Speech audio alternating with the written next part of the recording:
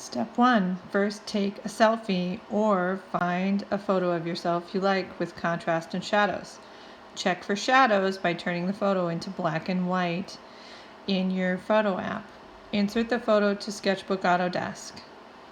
Add a layer above the photo so that you can then choose a color and the pencil tool to draw an outline around all the different shadows, all the different values you see on your face, even if they're slight.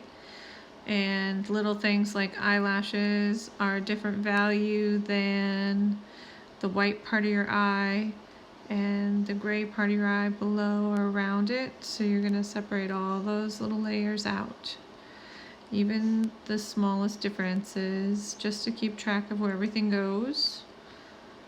And then you'll see how we're going to use this in the next step. So all the value differences around your face.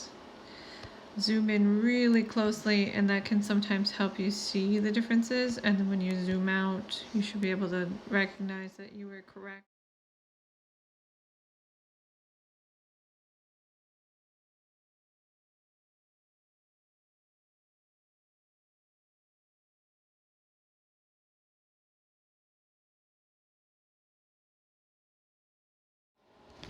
After you have traced your entire image with an outline of all the different values and separated them, then you're going to hide it and you're going to go to a new layer and select the color that you're going to work with. Remember, our theme is monochromatic, so you can choose any color you want around the outside of the wheel, but once you start working on your painting, you are only going to be using tints and shades of that color. So my expression is a little bit tense, so I'm going to use a red-orange, and I'm going to go with that. Now on my blank layer that I have here, I'm going to make a small sample of that red-orange. This is my plain red-orange. I guess I could use a marker too. It doesn't matter what your tool is. I just want you to be able to see it. So here's my red-orange. Now if I go back to that, I can only make tint shades or tones. So if I wanted to make it lighter, I slide up along this side to make it lighter. I'm going to make another sample of that so I can see what it looks like if it's slightly lighter. And then I'm going to slide it up further, and so I get another lighter value.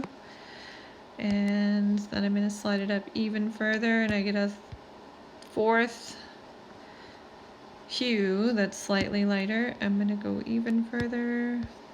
So every time I adjust the lightness, I'm making a sample. This is my scale, so I can see the values that I'm looking at. And it really doesn't matter which tool you're using, as long as you can see the sample of the color. And then you can take your pencil and write the numbers on the scale, starting with 1 being the lightest, 6 would be your medium, and then from there we're going to go back down. Here's your scale color, right? And then these are all your tints going up, and these are all your shades going down. So I'm also going to put some shades on the scale so I can see what it would look like when I add darker values. We'll make that a little bigger. There we go.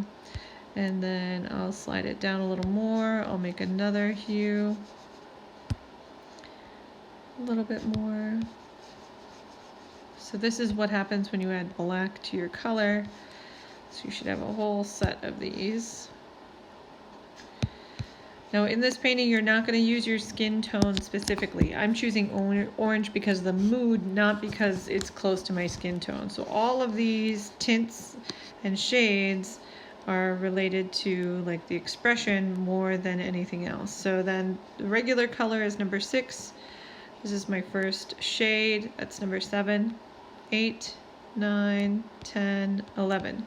So you're going to put 11 hues on one of your layers so you can see all of your tints and shades just like that.